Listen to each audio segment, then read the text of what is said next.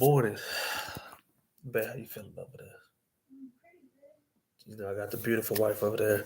Our youngest son, he's still asleep. Oldest son at school. It's a perfect day. But anyway, so get back at y'all with this transfer portal and a lot of this transfer portal. You know what I'm saying? I want to say it's definitely a powerful tool, especially if you use it correctly. So say if a kid, say you got a 5-star kid, 4-star, 3-star, maybe 2-star, whatever. Everybody got different rankings coming out of high school. You know what I'm saying? You have a kid who may be poor who can't go to all the camps. Really, the rankings just reflect how many camps you've been to, honestly.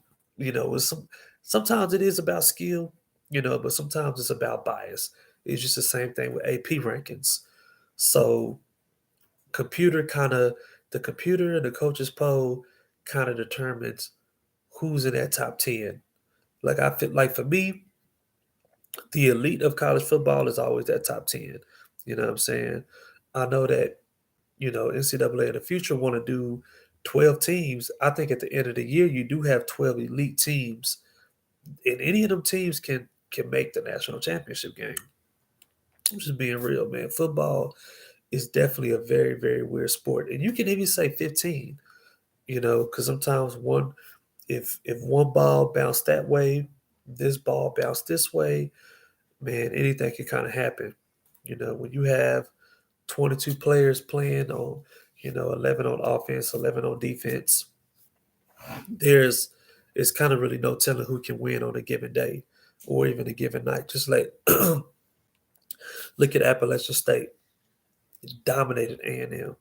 I mean, dominated. Like if anybody's seen that game,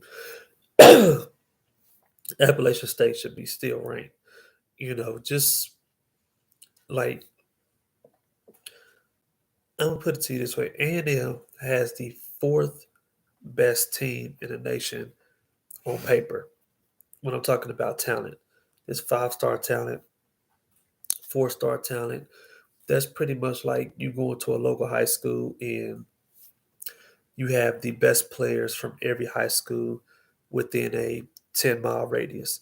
That's how talented A&M is. So for them to be 4-3 is kind of disappointing. But I come back to that where if you're a kid, right, and say if you're on A&M, especially some of the players who got suspended, see if you're at a Alabama, see if you're at Ohio State, at a Michigan, at Oklahoma State, TCU. You enter that transfer portal because you may not like being a backup. You've been a great player all your life. Now you're backing up somebody. Sometimes it's not a good feeling. You know, Instead of you staying at some of these elite schools, you could transfer to the SWAC. You can transfer to the SWAC where you're gonna get media coverage. You're gonna get some dollars, and you have a starting position, and you may have a chance to be looked at by the NFL scouts. NFL scouts look at all that. If if you've been a backup for 5 years and then you just had a breakout year in your 6th year, are your chances of getting drafted high? Maybe. Depends. It depends on how you do in that last year. Because they have very limited film on you. But say if you went to maybe a lower school like the SWAC, or if you went to, you transfer somewhere within the Power Five where you can have your starting position, where you can have film. That's important, man. Film is important. The reason why film is so important is because you want to, like, scouts want to see your acclimation. They want to see, are you a project? Are you developed?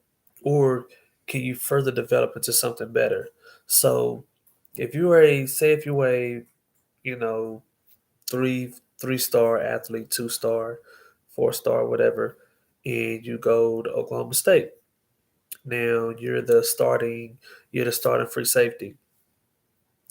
They want to see how did you know have you been developed? Have you been developing? You go from your freshman year, you may be a good starter. Your sophomore year, you start making noise. You do second team Big 12. Your third year now you're All American. Scouts look at that, man. They do look at that. They look at your potential. Just like we had a player at TSU, may he rest in honor. Dude was second team all swag. You know what I'm saying? But he was tall. Dude was like 6'3". Like corner. So got selected in the second round.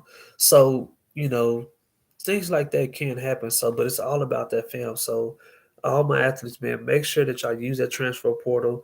You know, if you feel like you have a chance to start somewhere else and you have a fresh opportunity and a fresh start, I definitely say take advantage of it. You don't want to be sitting out for 5, 6 years because anything can happen 5, 6 years. You may can tear ACL in practice, you can tear your MCL in practice, PCL, you can break your collarbone, and everybody know injuries derail an athlete, especially in football. Basketball is a little different. Yeah, you may lose some quickness, maybe you may lose some acceleration, but you can kind of still if you can put the basketball through the hoop, you pretty much okay. Football is kind of not like that. You're gonna need all your body, your whole elements of your body to perform at a great height. You tear your ACL. Anybody who's torn ACL know that, man. You lose a little bit of that strength. You lose a little bit of acceleration, a little bit of that burst, that change of direction. Them hips and knees matter in football because you got to be able to move sideline to sideline. You got to be able to cut it between them dashes. So yeah, man, like I just feel like, don't take a chance with your career. Definitely, you definitely want to focus on your career and take your heights to a new level. All right, y'all know how we do it, man. Peace, love, happiness. Peace.